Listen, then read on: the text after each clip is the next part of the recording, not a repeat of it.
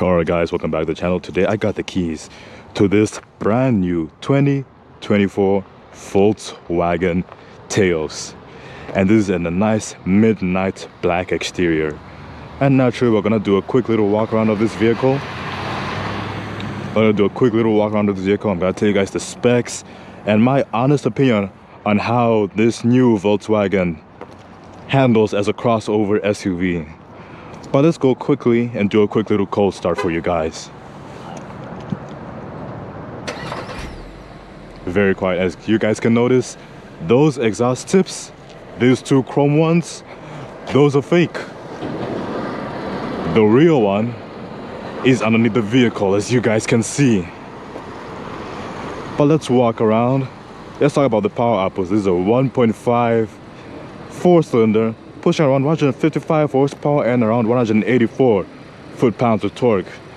And if we come to the front, you can see that the LEDs are active and running right now, with the chrome highlights with the Volkswagen symbol stacked in the middle, with some functional air vents going around as well. This car looks very, very beautiful. In my opinion, it looks kind of boxy. If you guys can see the small inclines on the hood, it gives it like a nice boxy feel, but it's still pretty luxurious. Again, it's a German vehicle, so it's gonna be luxurious either way. And over here, this is front-wheel drive, and our tires were gonna be wrapped around some decent tires, front-wheel drive and 17-inch rims all around. And let us just hop inside. This is what our key looks like. As you can see, nice leather all around over here with white stitching to complement it, some textured plastic, and a metal engraving around your handle, like silver outlined with the blue, which is very, very nice. Hopping into the seat, we got this nice material over here, and we got some cloth over here as well too. This is most likely for cost savings, because this is some cloth, and some nice beautiful material with white stitching to complement it all around, again as usual. Now hopping inside, tons of legroom, also tons of headroom too, and we have a gigantic panoramic sunroof, which is very, very nice.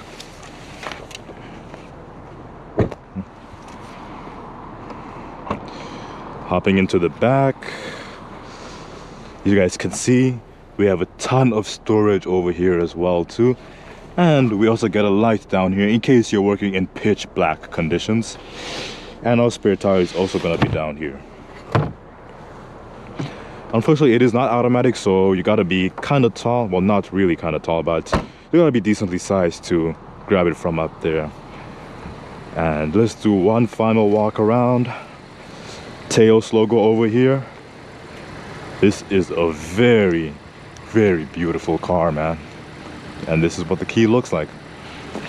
Now let's take it for a spin and let me tell you about the interior of this vehicle. Turn on my Bluetooth because my music is connected. This is what our infotainment system looks like. Our gigantic 6 inches with Apple CarPlay, and it is very responsive. Press the brake, switch it on. Very nice.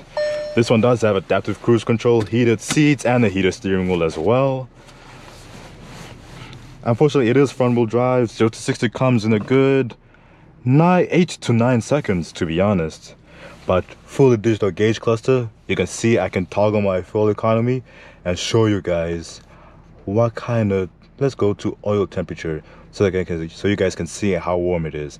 And over here I got my compass just to make it look nice, and in the middle we got our speed. With adaptive cruise control, we got sensors all around the vehicle, so it kind of sees what's ahead of us. Gas mileage on this one is very good, especially on the highway. You're basically essentially just cruising. But let us quickly hop onto the highway and get out of here.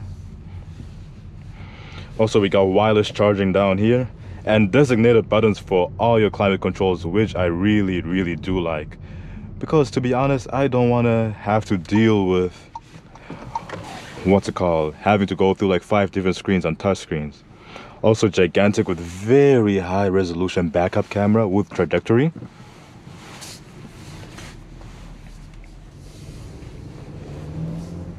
and let's take it onto the highway because we are actually very close to the highway.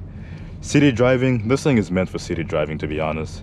It's very comfortable, very silent, and it doesn't give you a hard time, to be honest. It's a beautiful, simple crossover that does a simple job, and it excels at it. Even though it might be front-wheel drive, I know most people look for crossovers for all-wheel drive. You barely feel the difference because it still puts the power down really well. 155, around that amount of horsepower. But let's do a quick little acceleration as we head onto the highway.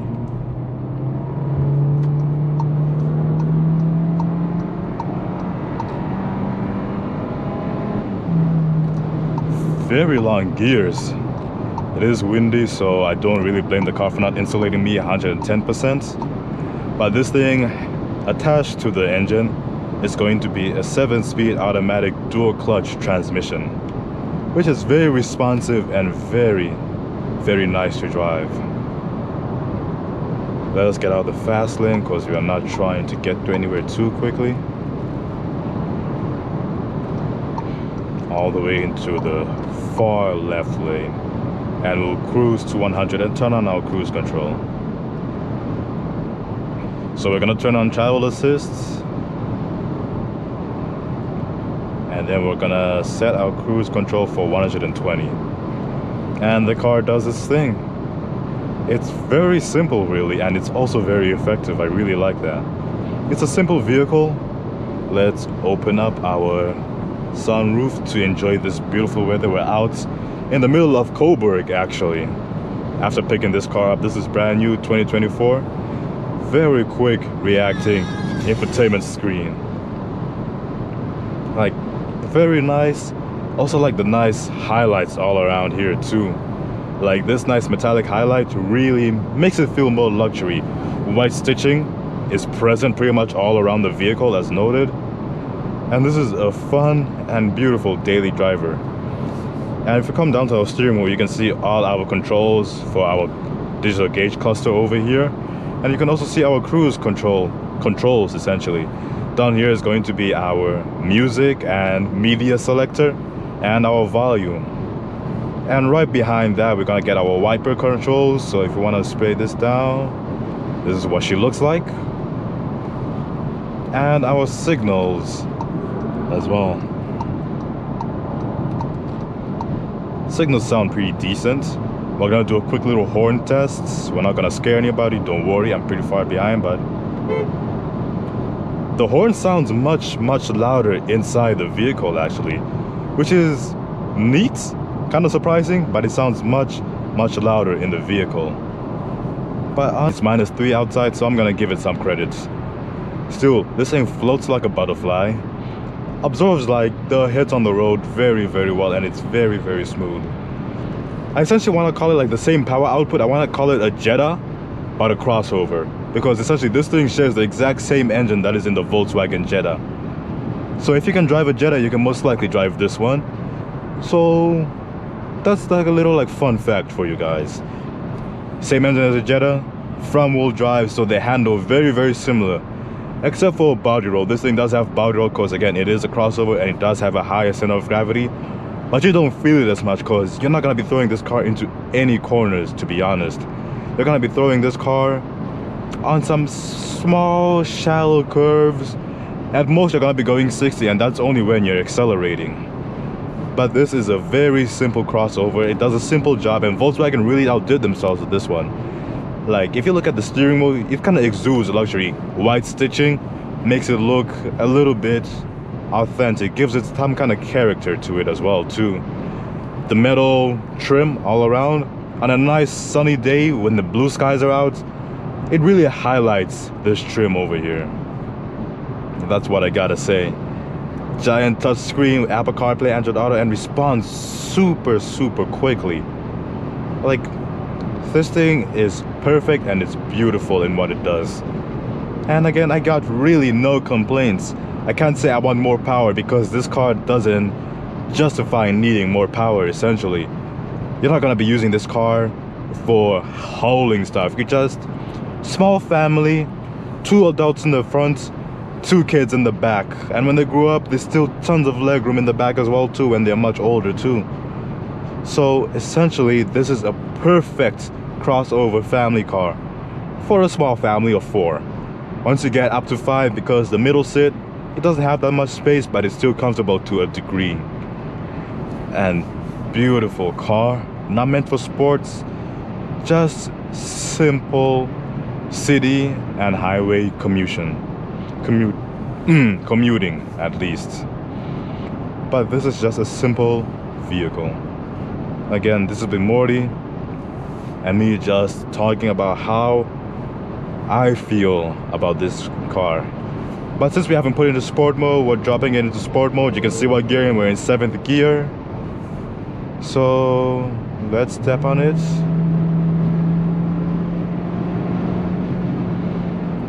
The cruise control, the adaptive cruise control, monitors how close you are to a car in front of you, and it kind of adjusts the distance so that you have enough braking time or enough time to quickly swerve out of the way and avoid an accident. Handling is very good.